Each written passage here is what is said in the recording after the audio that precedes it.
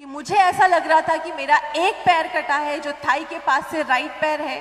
तो उन्होंने मुझे ये इन्फॉर्मेशन दी कि बेटा तुम्हारा दोनों पैर उस ट्रेन एक्सीडेंट में कट गया है।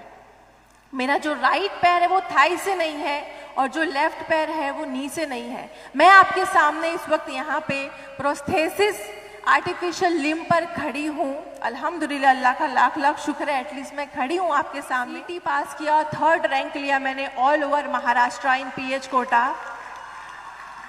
मेहनत की थी मैंने, अल्लाह ने मेहनत का सिला दिया। मैं बहुत खुशी खुशी मेडिकल काउंसिल में एडमिशन के लिए गई कि मुझे MBBS करना है, मुझे मेरा 3rd रैंक है, मुझे एडमिशन चाहिए। बट अल्लाह की आजमाइश थी कि मेरे डिसेबिलिटी को देखते हुए मुझे फर्स्ट डे एडमिशन से डिनाई किया गया कि आप डिसेबल हो, आपके पास 2 पैर नहीं है, आप आर्टिफिशियल पैर से चल रहे हो, आपके हाथ में बैसाखी है, स्टिक है, तुम पेशेंट हैंडल नहीं कर सकती हो, तुम वार्ड में नहीं जा सकती हो, तुम ऑपरेशन नहीं कर सकती हो, हम आपको एडमिशन नहीं दे सकते। आप सोचिए, 2 पैर खोने के बाद मैंने हिम्मत नहीं हारी, अल्लाह पर यकीन रख के मैं आगे बढ़ी, इतना अच्छा रैंक लिया। उसके बाद आपके फेस पर पहले दिन आपको डिनाई मिला एडमिशन के लिए, कैसा फील होगा? Now I request everybody's kind attention. Everyone, please pay attention, because now what we are going to witness is not just a person, but a true epitome of bravery and success. This is for Madam Roshan Sheikh. कह दो मुश्किलों से कि थोड़ा और कठिन हो जाए, कह दो चुनौतियों से कि थोड़े और बड़े हो जाए, कह दो मेरे दुश्मनों से कि वो और हावी हो जाए, कह दो आंसू भरी रातों से कि वो और लंबे हो जाए। अगर नापना चाहते हो मेरी हिम्मत, अगर नापना चाहते हो मेरी हिम्मत, तो कह दो आसमानों से कि थोड़े और ऊपर हो जाए।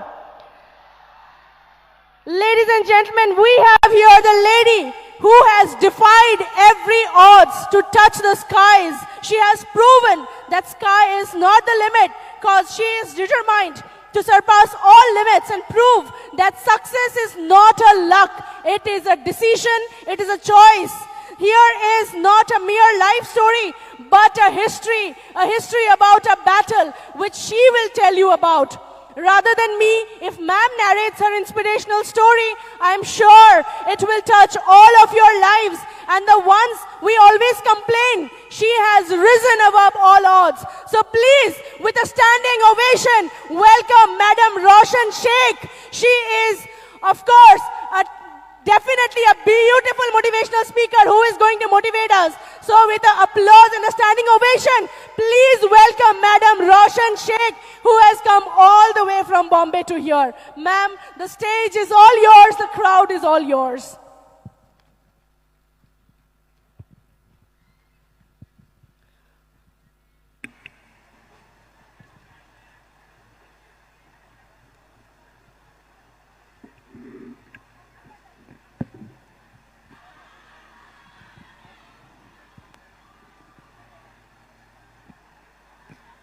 बिस्मिल्लाहिर्रहमानिर्रहीम।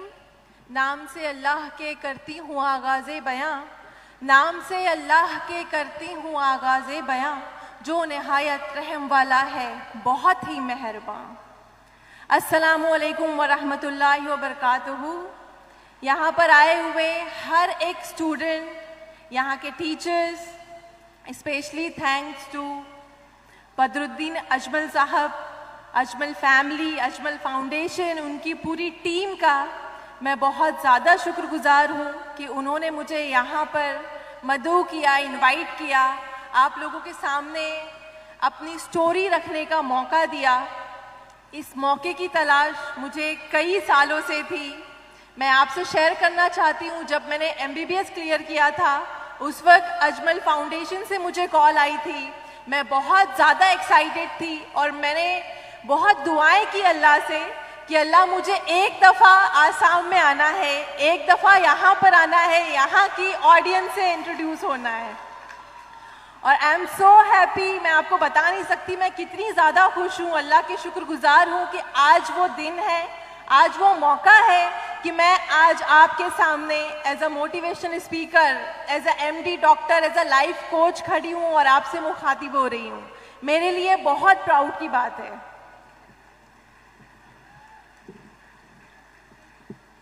शुक्र करती हूँ अल्लाह की ज़ात का कि जिसने मुझे ये मौका दिया, मुझे इतनी शोहरत दी और मुझे इतना फेम दिया। अल्लाह ने इतनी रहमतें की कि मैं भी आप ही की तरह बहुत ही ऑर्डिनरी लड़की हूँ। मेरे अंदर कोई ख़ास बात नहीं है, लेकिन फिर भी मेरी जो स्टोरी है, मेरी लाइफ में जो हालात हैं उनके साथ जो मैंने मुकाबला किया, जो जिन आजमाइशों से मैं गुजरी हूँ, मैं आपके सामने वो रखना चाहूँगी ताकि आप कुछ ना बहुत फिर भी थोड़ी बहुत सीख मेरी स्टोरी से लेकर जाएं। और मैं अल्लाह से दुआ करूंगी कि यहाँ पर बैठे हुए ऑडियंस में से कोई भी अगर एक बच्चा भी मेरी स्टोरी से इंस्पायर होकर अल्लाह की रहमत से करीब होता है, अल्लाह की ज़ात पर यकीन करना सीखता है, तो मेरे लिए वो बहुत बड़ी सादत की बात होगी। तो शुरू करती हूँ मैं अपनी स्टोरी। मेरा नाम doctor Roshan Jahan Jawad Ahmad, MBBS MD pathology किया है मैंने मुंबई से। मैं मुंबई से हूँ और पहली दफ़ा यहाँ पर आना हुआ है। और मेरा जो जर्नी है वो 2008 से स्टार्ट होता है। मैंने अपना 10th स्टैंडर्ड पास किया, बहुत ही अच्छे मार्क्स लिए। बचपन से सपना था डॉक्टर बनना है। यहाँ पर जब मैंने बच्चों को देखा, वो ऑलरेडी MBBS में एडमिशन ले रहे हैं, ले चुके हैं, उनका अल्हम्दुलिल्लाह से बहुत खुशी हुई उनको देखकर। मेरे सारे पुराने डेज मुझे याद आ गए कि कितने कोशिशों के बाद, कितनी हार्डवर्क के बाद ये चीज़ें हमें मिलती हैं। तो अल्हम्दुलिल्लाह से मैं बचपन से ही बहुत स्टूडियस थी और बचपन से ख्वाब था कि मैं डॉक्टर बनूं। तो उसके लिए मेहनत करती थी, हार्डवर्क करती थी, पढ़ाई करती थी। 10th में अल्हम्दुलिल्लाह से मैंने अपने एरिया में टॉप किया और वहाँ से 11th में साइंस स्ट्रीम में एडमिशन लिया। मेरा जो कॉलेज था वो मेरे घर से 15-20 किलोमीटर दूर था। और आप लोगों में से अगर कोई गया हो मुंबई तो आपको पता होगा कि मुंबई की जो लोकल ट्रेन्स होती हैं वो काफ़ी ओवर क्राउडेड होती हैं सुबह और शाम के वक्त।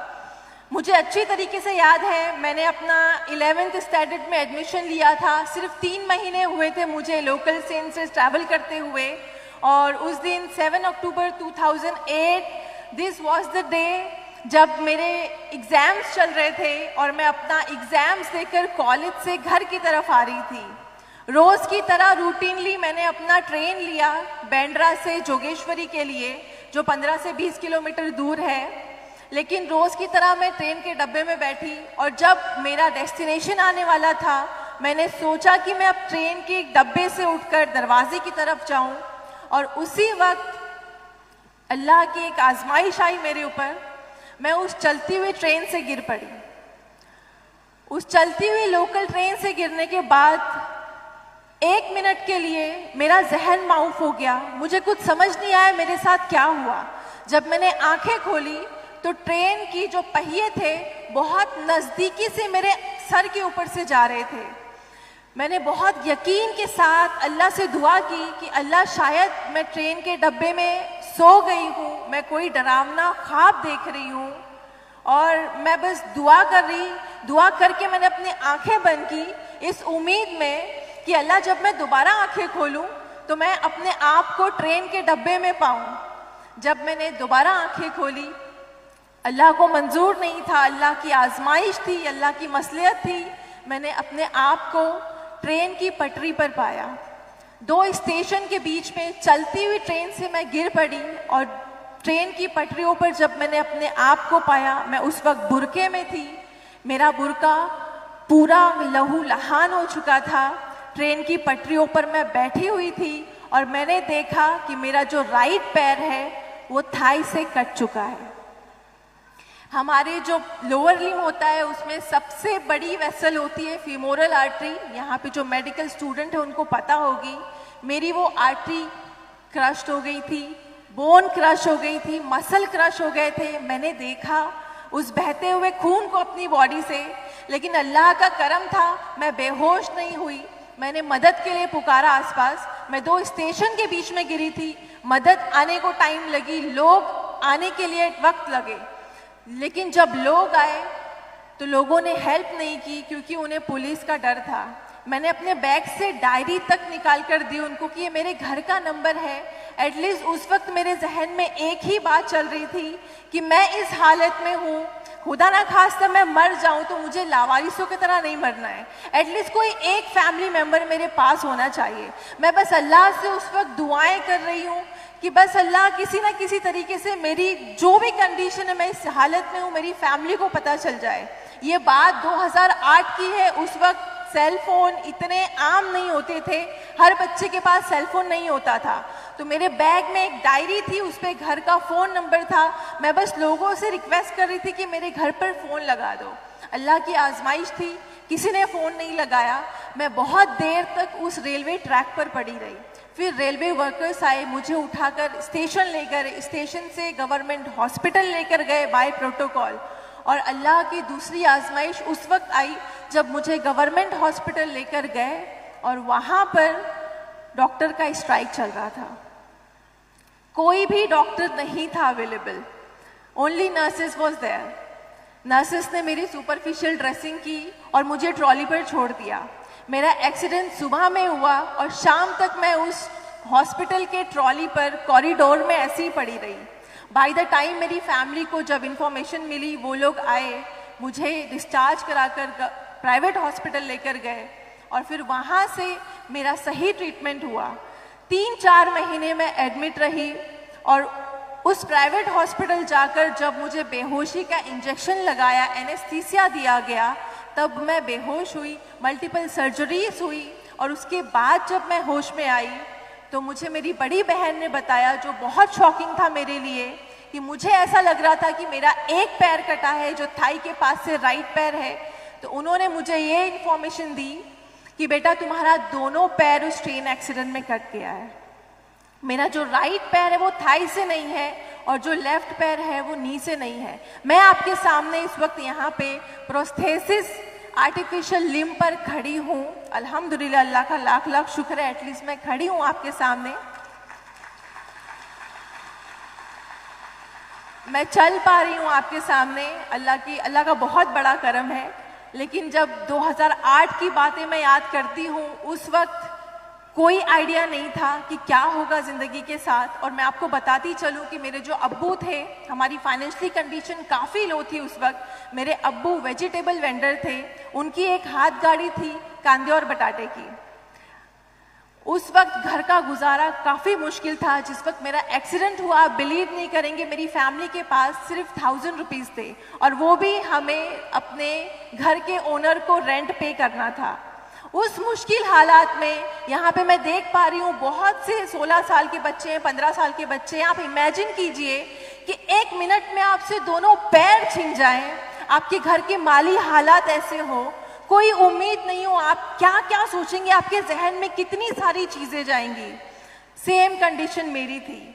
जब मुझे प्राइवेट हॉस्पिटल शिफ्ट किया तो मेरे जहन में ये चल रहा था, मेरे माँ बाप कैसे अफोर्ड करेंगे ट्रीटमेंट।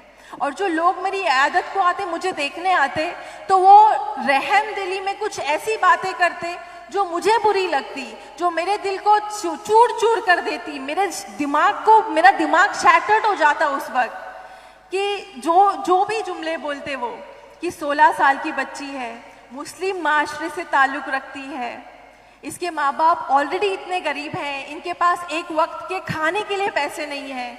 ऐसे हालात में 16 साल की बच्ची के दोनों पैर चले जाना, जिंदगी भर के लिए परमानेंट डिसेबल हो जाना, कैसे करेंगे इसके माँ बाप सरवाइव?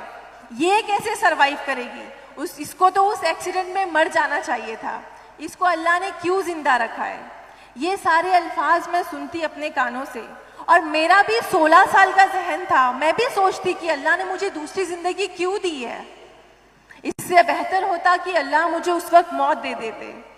मैं बहुत रोती, बहुत शिकवे करती अल्लाह से कि अल्लाह तूने माजूरी वाली जिंदगी क्यों दी है? मैं अपने आप से करवट नहीं ले पा रही हूँ, मैं उठ नहीं पा रही हूँ। मैं हर एक छोटी चीज़, एक बेसिक नीड, वॉशरूम की नीड, मैं उस चीज़ के लिए अपनी फैमिली पर, अपनी अम्मी पर डिपेंड हो गई हूँ। बहुत बहुत पेनफुल फेज था वो मेरे लिए, बहुत डिप्रेशन वाला फेज था कि एक 16 साल की बच्ची जिसको उस उम्र में अपने माँ बाप की खिदमत करनी चाहिए, मैं उस उम्र में उस फेज में ऐसे हालात थे मेरे ऊपर कि मैं फिर से अपनी अम्मी पर, अपनी फैमिली पर एक एक छोटी छोटी चीज़ के लिए डिपेंड हो गई थी। मुझे बहुत बुरा लगता, मैं अल्लाह से बहुत शिकवा करती। एक दिन ऐसे ही मैं बहुत रो रही थी, अल्लाह से शिकवा कर रही थी कि अल्लाह तूने मुझे दूसरी ज़िंदगी क्यों दी। तो मेरी अम्मी ने मुझे चंद अल्फाज कहे और वो अल्फाज मेरी ज़िंदगी के गोल्डन वर्ड्स हैं जो मैं आपसे शेयर करना चाहूँगी। मेरी अम्मी ने मुझे कहा, हालांकि मेरी अम्मी ज़्यादा पढ़ी लिखी नहीं है, लेकिन मेरे वालिदैन का अल्लाह पर जो पुख्ता यकीन है मैं आपसे ज़रूर शेयर करना चाहूँगी कि उनका इतना ज़्यादा यकीन है अल्लाह की ज़ात पर कि आज मेरा एक्सीडेंट 2008 में हुआ था और आज 2023 चल रहा है। इन 15-16 सालों में एक दफ़ा भी मैंने अपने वालिदैन को कभी भी अल्लाह से शिकवा करते हुए नहीं देखा कि अल्लाह तूने मेरी बेटी के साथ ऐसा क्यों किया। जनरली हमारे माँ बाप बहुत डिप्रेस हो जाते हैं बात जब औलाद की होती है तो, लेकिन अल्हम्दुलिल्लाह से अल्लाह ने मुझे इतने अच्छे वालिदैन अता किए, अल्लाह का लाख लाख शुक्र है कि उन्होंने आज तक ना मेरे सामने आंसू बहाए मेरी माजूरी को लेकर, मेरे एक्सीडेंट को लेकर।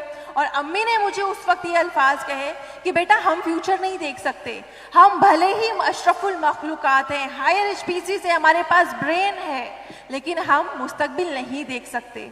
सिर्फ अल्लाह की ज़ात को पता है कि आपके साथ फ्यूचर में क्या होने वाला है और अल्लाह ने क्या रखा है।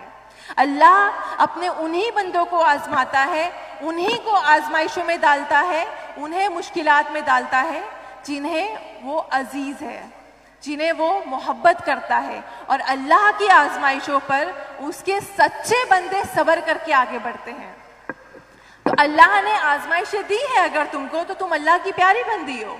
और इस जहान में, इस दुनिया में सारी चीज़ अल्लाह की अमानत है। तुम्हारा जिस्म, तुम्हारी दौलत, तुम्हारी हर एक चीज़ अल्लाह की अमानत है। ये रिश्ते, माँ बाप, तो अगर अल्लाह ने तुमसे 2 मामूली पैर ले भी लिए तो उससे शिकवा किस बात का। ये अल्फाज थे मैं उस माँ के जिसके 16 साल की बच्ची का एक्सीडेंट हो गया और 2 पैर खो दिए उसने। सोचिए, अल्लाह पर यकीन की ताकत देखिए, मतलब जज्बा देखिए अल्लाह पर यकीन का। तो मैं वो बातें सुनकर अल्लाह ने मेरे दिल पे असर किया। मैंने सोचा कि सही कह रही है अम्मी, जो मेरी डिसेबिलिटी है वो तो परमानेंट है, मुझे इसके साथ जीना है, लेकिन मेरे अंदर जो एबिलिटी है मुझे उसको ढूंढना है, मुझे एबिलिटी के साथ आगे बढ़ना है और मुझे एक बेंचमार्क सेट करना है।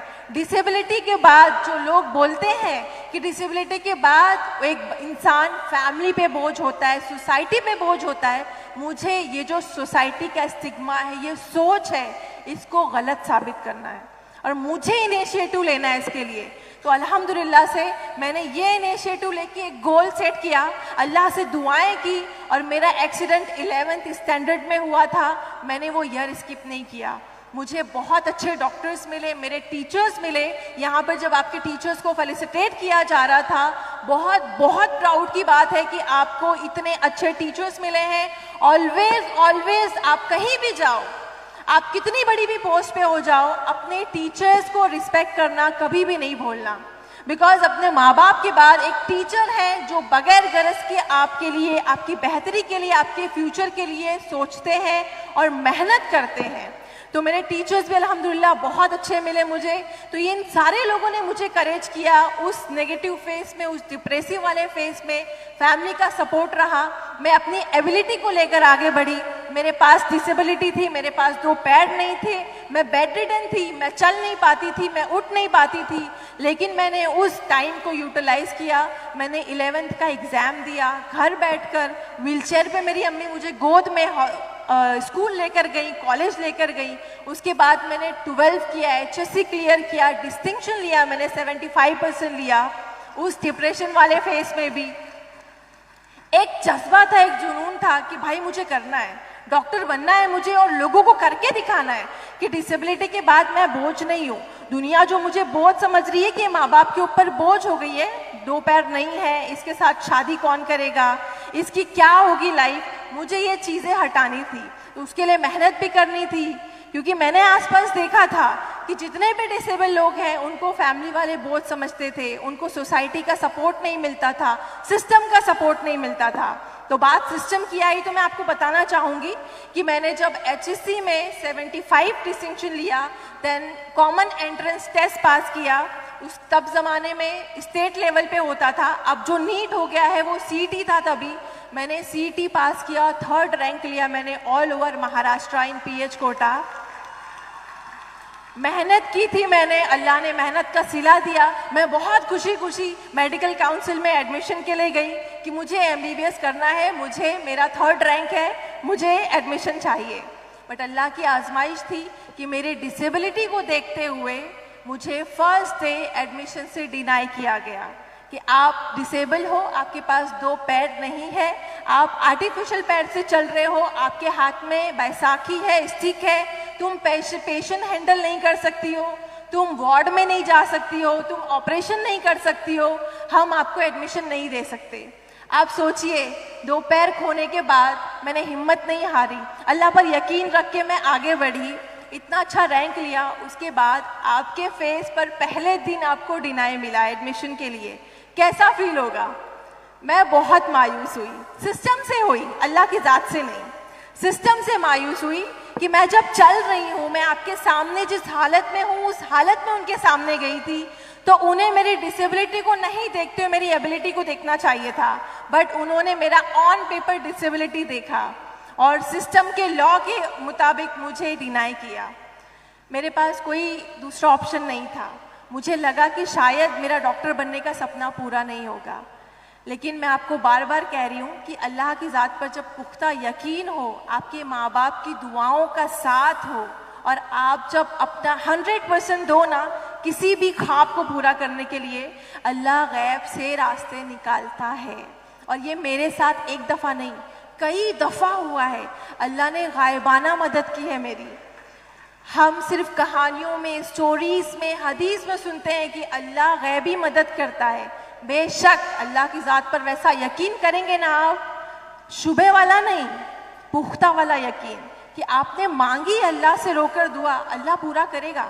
देर लगेगी, ठीक है, मुझे यहाँ आने में 15-16 साल लगे, देर लगेगी, लेकिन आपका सपना ज़रूर पूरा होगा। तो मैंने अल्लाह से दुआ की, आने के बाद मायूसी थी, अल्लाह से दुआ की, अल्लाह मुझे कोई ना कोई रास्ता दिखा। एक तू ही है जो एक कून कहने से सारे रास्ते क्लियर हो जाते हैं। तो उस वक्त मुझे मेरे डॉक्टर की कॉल आई, उन्होंने कहा एक आखिरी रास्ता है, आप बॉम्बे हाई कोर्ट जाओ एडमिशन के लिए।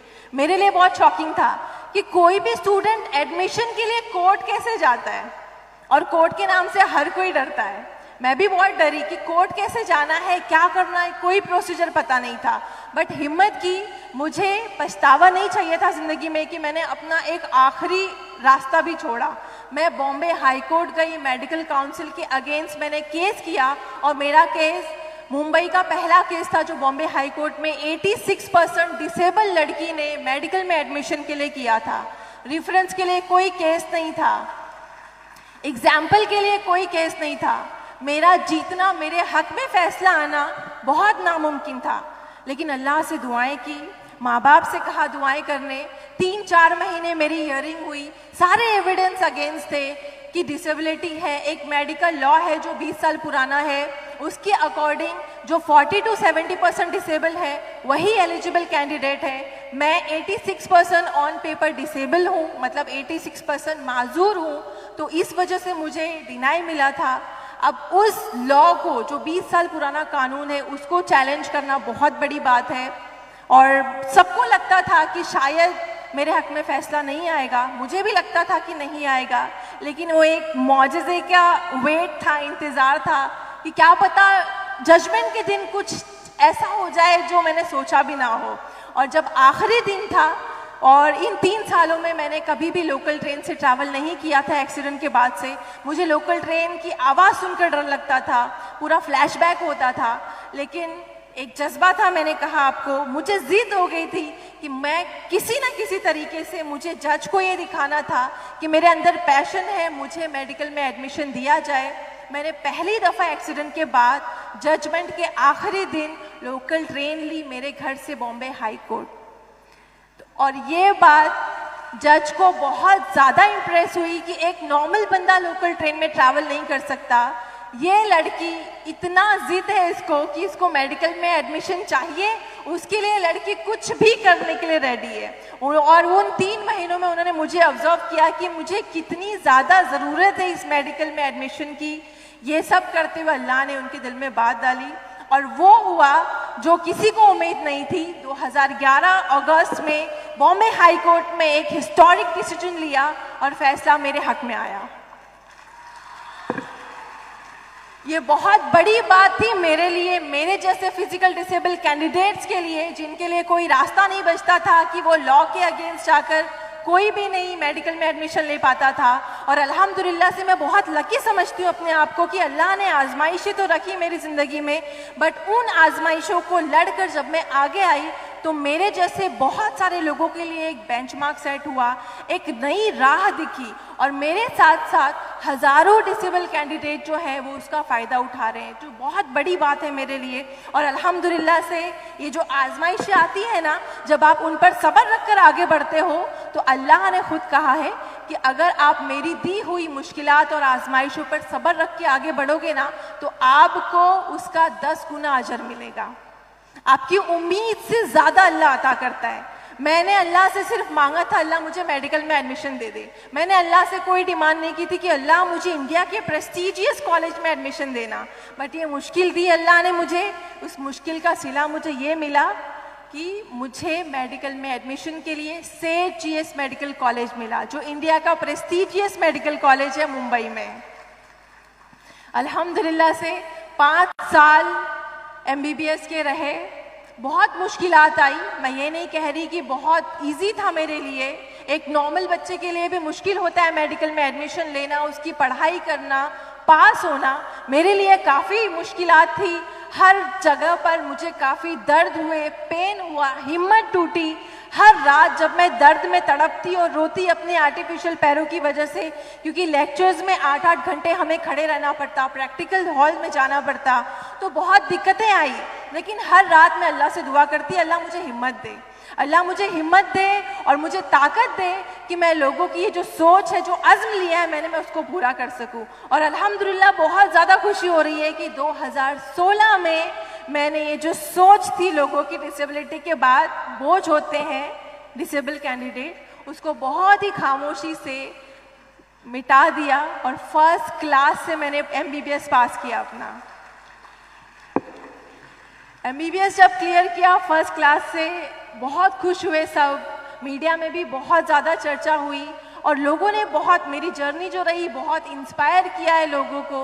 और उसके बाद मैंने सोचा कि मेरी जर्नी सिर्फ MBBS तक नहीं रखनी है, मुझे मेडिकल की हाईएस्ट डिग्री अचीव करनी है। और उसके लिए मैंने फिर से कोशिश की। नीट PG एग्ज़ाम होता है, एक नीट UG एग्ज़ाम होता है जो आप लोगों ने दिया है, एक नीट PG एग्ज़ाम होता है अगर आपको हायर डिग्री लेनी है MD MS के लिए। तो अल्हम्दुलिल्लाह से उसमें भी मैंने 3rd रैंक लिया ऑल ओवर महाराष्ट्र इन PH कोटा।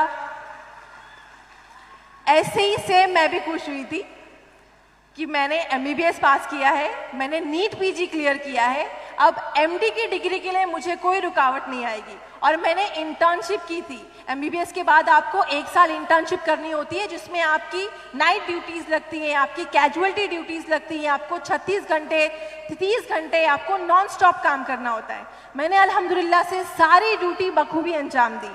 मैंने किसी को भी अपनी डिसेबिलिटी का, किसी मेरे साथ जो भी मेरे कलीग साथ में पोस्टेड होते थे, मैंने कभी भी उनको ये नहीं जताया कि मैं डिसेबल हूँ, मेरे पास 2 पैर नहीं है तो मेरे हिस्से का काम तुम करो। अल्हम्दुलिल्लाह से मैंने कभी किसी को ये फील नहीं होने दिया कि वो मेरे साथ पोस्टेड है तो वो ट्रबल में है। तो 30-36 घंटे ड्यूटी करने के बाद लोगों को प्रूव कर दिया कि मैं अहल हूँ मेडिकल में एडमिशन के। लेकिन जब मैं ऑनलाइन फॉर्म भर रही थी मेडिकल PG का, MD में एडमिशन का, उस वक्त फिर से ये सेम रूल मेरे आड़े आया और मुझे मेरा फॉर्म सबमिट नहीं हुआ। उस वक्त सिर्फ 2 दिन थे मेरे पास और उस 2 दिनों में बॉम्बे हाई कोर्ट जाना, डिसीजन लाना नेक्स्ट टू इम्पॉसिबल थिंग था। और वो 2 दिन में अगर मैं फॉर्म सबमिट नहीं करती तो मेरा फॉर्म कैंसिल हो जाता और वो पूरा ईयर मेरा वेस्ट होता। यहाँ भी मायूसी हुई सिस्टम से, उसके रूल से, बट अल्लाह की ज़ात से नहीं। अल्लाह से दुआ की मैंने कि अल्लाह अगर तूने मेरी किस्मत में रखा है एमडी डॉक्टर बनना तो ज़रूर कोई ना कोई मौजिज़ा होगा, करामत होगी तेरी। और वही हुआ। मुझे मेंबर ऑफ पार्लियामेंट का कॉल आया, उन्होंने मुझसे पूछा, मैंने कैजुअली उनको बताया, और member of parliament on the spot, जबकि मेरा और उनका कोई रिश्ता नहीं है, अल्लाह ने उनके दिल में वो बात डाली। उन्होंने मेरा फ़ोन रखते के साथ मुंबई से दिल्ली की फ़्लाइट पकड़ी, और मुझे इस सब बारे में कुछ पता नहीं था। मुंबई से दिल्ली फ़्लाइट पकड़ी और नेक्स्ट डे मुझे कॉल आया। कहाँ से कॉल आया? Central health minister of India के ऑफिस से मुझे कॉल आया, बेटा आपका एप्लीकेशन मेरे डेस्क पे पड़ा है। और मैं शॉक में कि मैंने ऐसा कोई एप्लीकेशन वहाँ भेजा ही नहीं है। तो उसके बाद मुझे पता चला, उन्होंने कहा कि आपका एप्लीकेशन मेरे टेबल पर है, हम इस बारे में देखते हैं क्या कर सकते हैं। मुझे आपका सारा बायोडेटा पता चला है, आपकी जो दिक्कत है उसके बारे में भी पता चला है, हम लोग इस पर काम करते हैं। ये कह के उन्होंने फ़ोन काट दिया। एक दिन बचा था फॉर्म में, आखिरी डे था। उसके बाद अगेन मुझे ऑफिस से फ़ोन आया और उन्होंने मुझे कहा, बेटा जल्दी से लैपटॉप ओपन करो। मैंने लैपटॉप ओपन किया और आप यकीन नहीं करेंगे कि मैंने जैसे ही लैपटॉप ओपन किया, वो जो 20 साल पुराना कानून था जिसकी वजह से मेरा फॉर्म सबमिट नहीं हो रहा था, वो उस फॉर्म से हट चुका था। और मुझे central health minister of India ने खुद अपने अल्फाज, मेरे कानों में आज तक वो अल्फाज हैं, उन्होंने कहा कि बेटा ये जो 20 साल पुराना कानून है 2 दिन में चेंज हुआ है आपकी एप्लीकेशन पे। और ये इंडिया में एक अनदर हिस्टोरिक डिसीजन, तारीखी फैसला लिया गया कि 20 साल पुराना कोई मेडिकल लॉ है जो एक बच्ची की एक कागज़ की एप्लीकेशन पर 2 दिन में चेंज हुआ है।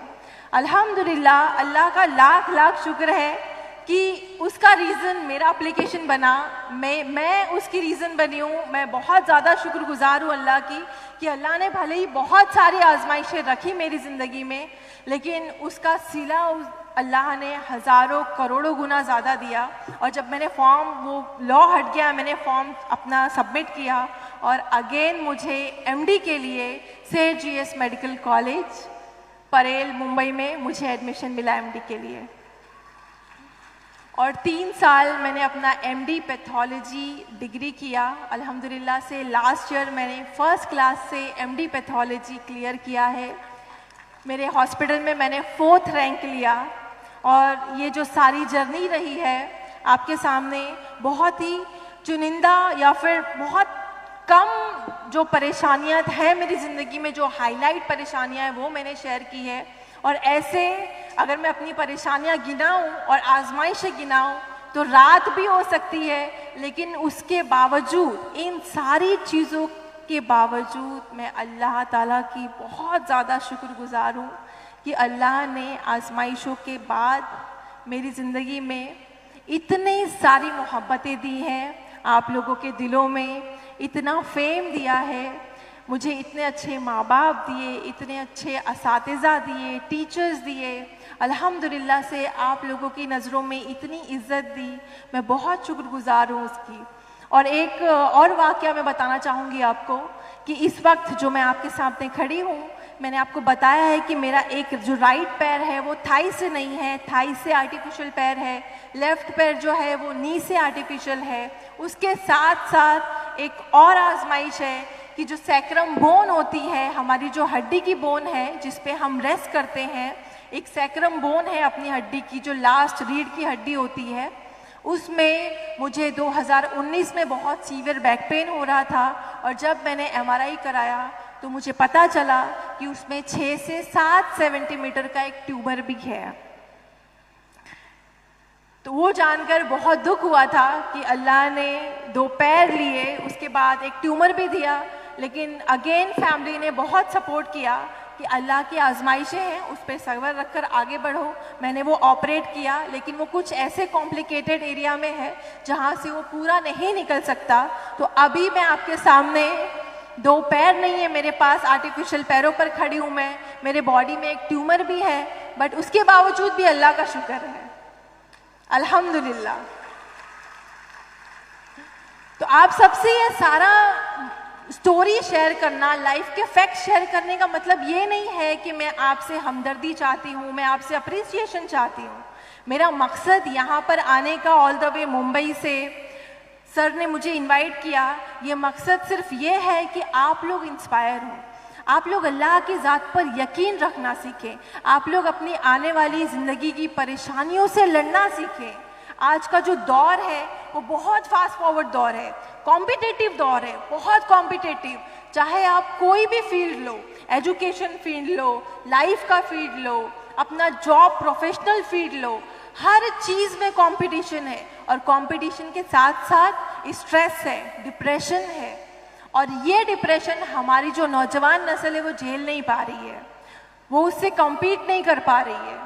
उनको ऐसा लगता है कि वो एहसास कमतरी में जा रहे हैं और वो हर एक चीज़ से अपने आप को कंपेयर करते हैं जो ज़्यादा चमकती है, जो ज़्यादा हायर है। मैं आपको एक बहुत ही सही बात बताऊं कि आप अगर अपनी ज़िंदगी में बहुत मुतमईन, बहुत खुश और शुक्रगुजार होना चाहते हैं ना, तो एक ही काम करना है आपको, हमेशा अपने से कम लोगों को देखना, हमेशा अपने से कमतर लोगों से अपना मवाजना करना, चाहे वो हेल्थ हो, चाहे वो वेल्थ हो, चाहे वो आपका प्रोफेशनल डिग्री हो।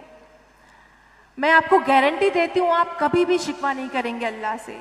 मैं स्पेशली अपनी नौजवान नस्ल को कह रही हूँ ये बात, ये नसीहत कर रही हूँ मैं आपको कि हम बहुत जल्दी डिप्रेस हो जाते हैं, बहुत जल्दी हार मान लेते हैं कि इसके अब्बू ने उसको आईफोन दिलाया है, इसके अब्बा के पास इतना पैसा है, ये वैन में जाता है, इसके पास बाइक है, मेरे पास तो कुछ नहीं है। आप अल्लाह का शुक्र अदा करो, आप ऑलरेडी दौलतमंद हो, आप ऑलरेडी वेल्दी हो। Wealthy in sense of your body. आपको पता है सबसे ज़्यादा कीमती आपके पास आपका फंक्शनिंग बॉडी है। आपने कभी सोचा है उन लोगों का क्या होता होगा जिनके पास हाथ नहीं है? आपके पास तो हाथ है माशाल्लाह, आप वर्किंग हैंड है। आप सोचिए एक मिनट, आपके पास हाथ नहीं हो, एक लम्हे में छिन जाए तो क्या होगा आपका? आप उनका सोचिए जो बचपन से ही अभिनय से महरूम है, जिनके पास आंखें नहीं है, समात नहीं है सुनने को। आप सोचिए कभी जिस दिन आपने अपना कंपैरिजन अपने कमतर लोगों से करना शुरू कर दिया, उस दिन आपकी लाइफ में स्टेबिलिटी आ जाएगी। और सबसे बड़ी बात, आप अल्लाह की हर एक वो नेमत जो बिन मांगे मिल गई आपको, उसके शुक्रगुजार हो जाएंगे। तो जब कभी भी आप आज से एवरी मॉर्निंग जब भी उठेंगे, आपकी बॉडी फंक्शनिंग है ना, अल्लाह का शुक्र अदा कर लेना, अल्लाह आज पूरा दिन मेरा फंक्शनिंग है। मुझसे पूछिए, मेरे पास 2 पैर नहीं है, मेरा एक एक कदम पेनफुल है। आज 15 साल हो गए मुझे प्रोस्थेटिक्स यूज किए हुए, बट आज भी इतनी एडवांस टेक्नोलॉजी पे मैं हूँ, मैं खड़ी हूँ आपके सामने, लेकिन मैं वो फील नहीं कर सकती जो आप लोग के पास है। करेक्ट? अल्लाह की बनाई हुई चीज़ को कोई कंपेयर नहीं कर सकता। तो अल्हम्दुलिल्लाह रश्क होता है मुझे आप लोगों को देख के कि आप लोगों के पास वो चीज़ है जो मेरे पास नहीं है। तो आप लोगों को प्राउड होना चाहिए कि आपके पास अल्लाह ने वेल फंक्शनिंग ऑर्गन्स दिए हैं, वेल फंक्शनिंग हैंड्स है, हाजा है। तो शुक्रगुजार हो अल्लाह के।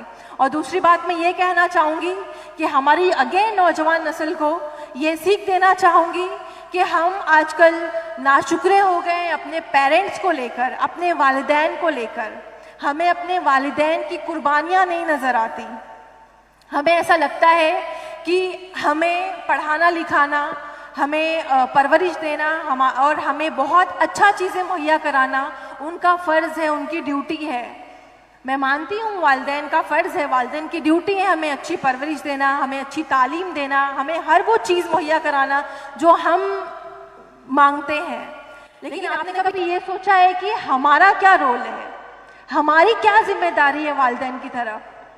अल्हम्दुलिल्लाह से यहाँ पे 15 साल, 16 साल, 20 साल के बच्चे भी बैठे हैं और आप लोगों में से मैं गारंटीड कह रही हूँ कि इन सारे बच्चों में से या ऑडियंस में से, मैं पूरी ऑडियंस में से कह रही हूँ, किसी ने भी आज तक अपने अम्मी अब्बू को थैंक यू नहीं कहा होगा।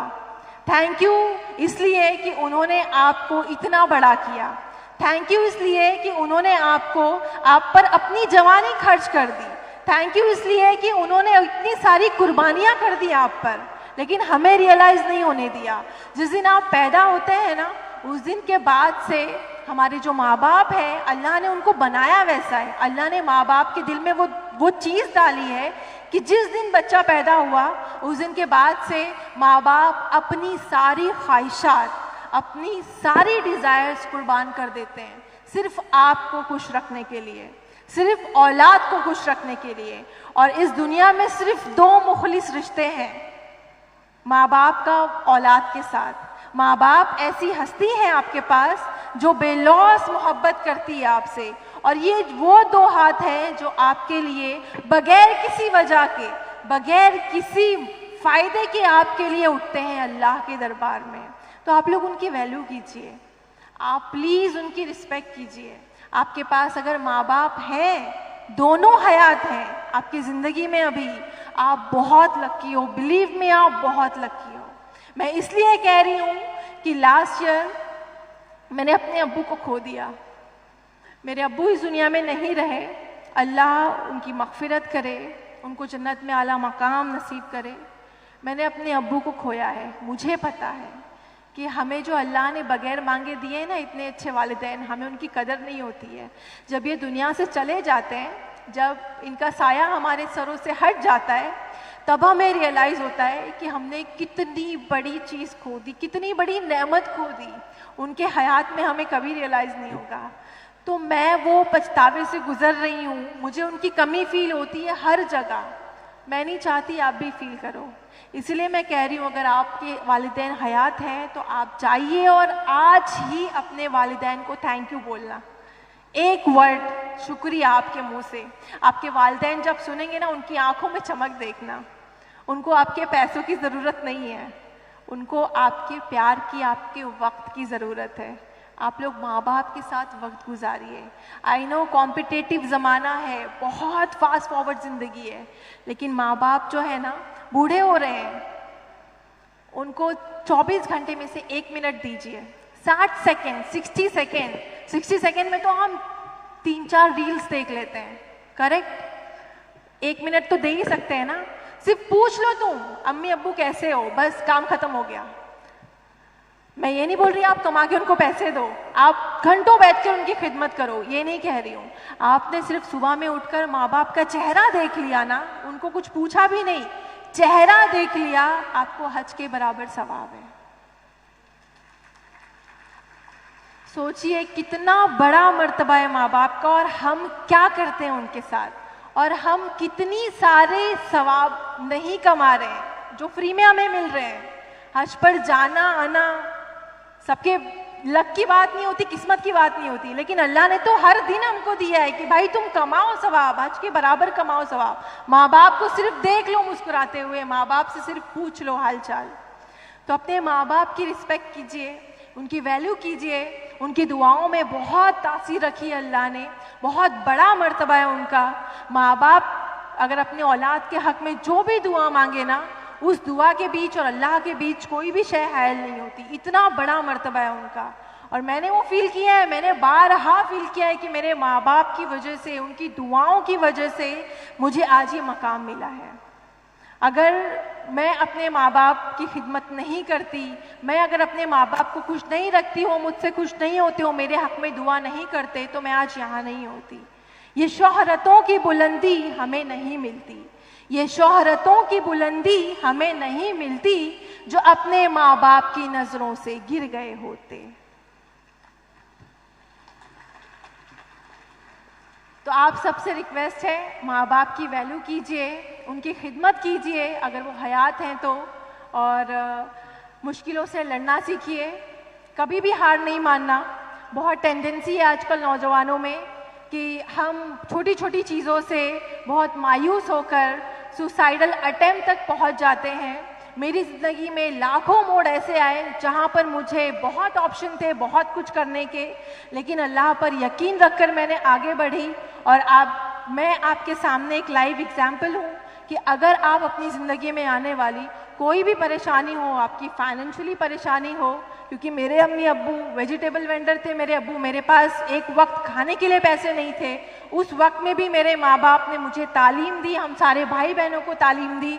तो उस वक्त से लड़कर, फिर अपनी डिसेबिलिटी से लड़कर, सिस्टम से लड़कर, हर चीज़ को सामने रखकर उससे लड़कर आगे आई हूँ मैं, और आज आपने मुझे देखा है एक मोटिवेशन स्पीकर के रूप में, एक एमडी डॉक्टर के रूप में। तो ये सारी चीज़ें आपको ऐसे ही नहीं मिल जाएंगी, आपको वक्त लगेगा, मेहनत लगेगी, हार्ड वर्क लगेगा, और उसके लिए आपको सबसे पहले अपना गोल सेट करना है। गोल बहुत ज़रूरी है ज़िंदगी में कि आप कहाँ जाना चाहते हो, आप क्या करना चाहते हो। भले ही आप कोई भी फील्ड चूज़ करो, एक गोल सेट करो और उसके लिए हमेशा मेहनत करो। अगर आप थक जाओ तो कोई भी एक मोटिवेशन उठाकर देखो, अल्लाह से दुआ करो, अपने माँ बाप की तरफ देखो, उनके ख्वाब पूरे करो। और बस आखिर में मैं यही कहना चाहूँगी कि जिस तरीके से आज ये प्रोग्राम चल रहा है, यहाँ पे इतने सारे डॉक्टर्स, चूँकि मेरा पेशा डॉक्टर का है, तो मुझे यहाँ पर बैठे हुए जो स्टूडेंट हैं, मेडिकल स्टूडेंट, उनको देखकर बहुत ज़्यादा मोटिवेट हुई हूँ मैं, और बहुत ज़्यादा शुक्रगुजार हुई हूँ। और मैं पर्सनली थैंक्स कहना चाहूँगी, शुक्रिया कहना चाहूँगी अजमल फाउंडेशन का, मौलाना बदरुद्दीन अजमल साहब का और उनकी पूरी टीम का, कि वो जो हर फील्ड में काम कर रहे हैं। आई नो कि उनको किसी भी तारीफ़ की ज़रूरत नहीं है। अल्हम्दुलिल्लाह से अल्लाह बहुत कम ऐसे लोगों को दुनिया में लाता है जिनके अंदर अपने कौम को लेकर आगे बढ़ने का जज्बा हो, अपने मुल्क को लेकर आगे बढ़ने का जज्बा हो। बुलंदियों पे पहुंचना कोई कमाल नहीं, बुलंदियों पे पहुंचना कोई कमाल नहीं, बुलंदियों पे ठहरना कमाल होता है। उसकी लाइव एग्जाम्पल अजमल सर है कि अल्लाह ने उनको बहुत तरक्की दी, लेकिन उनके दिल में अपने कौम के लिए, अपने मुल्क के लिए एक जज्बा था। और मैं वही आपसे कहना चाहूँगी, आप अपनी फील्ड में जहाँ भी जाएं, अपने जो सपोर्टिंग हैंड्स रहे उनको कभी नहीं भूलें। अपने देश को, अपने मुल्क को, अपने एरिया को, अपने माँ बाप को, अपने फैमिली को कभी भी पीछे नहीं छोड़ना। हमेशा सबको आगे आकर लेने की कोशिश करना, और अपने से जो कमतर लोग हो, आपके आसपास जो भी स्टूडेंट हो, उनको कि जिस भी तरीके से आप हेल्प कर पाओ, अपनी नॉलेज से, अपने पैसे से, अपने आइडियाज़ से उनको हेल्प करने की कोशिश करना। और आखिर में मैं आप सब लोगों को एक शेर डेडिकेट करना चाहूँगी। दयारे इश्क में अपना मकाम पैदा कर, दयारे इश्क में अपना मकाम पैदा कर, नया ज़माना नई सुबह शाम पैदा कर। मेरा तरीक़ अमीरी नहीं फ़कीरी है, मेरा तरीक़ अमीरी नहीं फ़कीरी है, खुदी ना बेच गरीबी में नाम पैदा कर।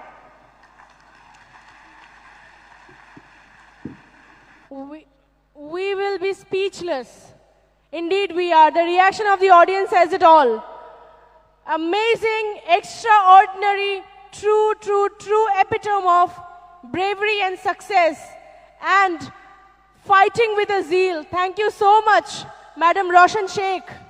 After listening to her, I can just say this, that न पूछ कि मेरी मंजिल कहाँ है, न पूछ कि मेरी मंजिल कहाँ है, अभी तो सफर का इरादा किया है।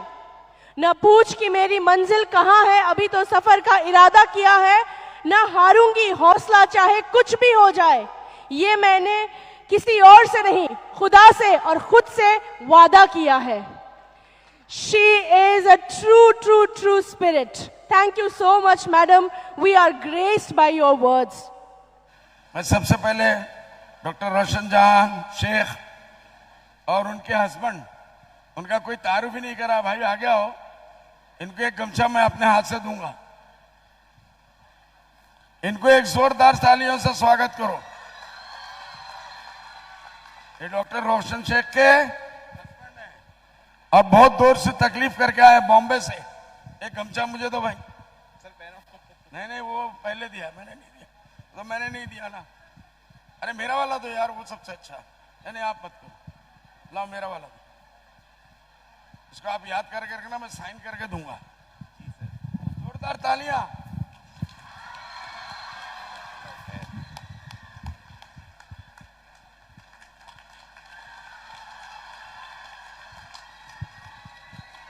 बहरहाल मैं सबको अपने तहे दिल से शुक्रिया अदा करता हूं। इन्होंने बड़ी तकलीफ की, खासकर रोशन शेख ने बहुत तकलीफ की, बहुत तकलीफ की, बहुत तकलीफ की।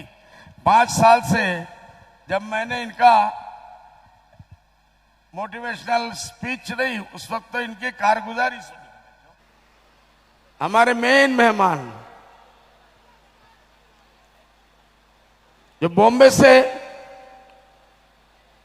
इतनी तकलीफ करके आई, और मैंने खास करके डॉक्टरों के लिए बुलाया, जो हमारे डॉक्टर जो बनने जा रहे हैं, मुझे उनकी फ्यूचर की बहुत फिक्र है। सितारों से आगे जहां और भी है, अभी इश्क के इम्तिहान और भी है। आज डॉक्टर ने बताया अपनी जिंदगी के बारे में, इससे नसीहत सीख के जाओ। कुछ नसीहत के लिए मिला आप लोगों को सीखने को? कोई लेसन मिला?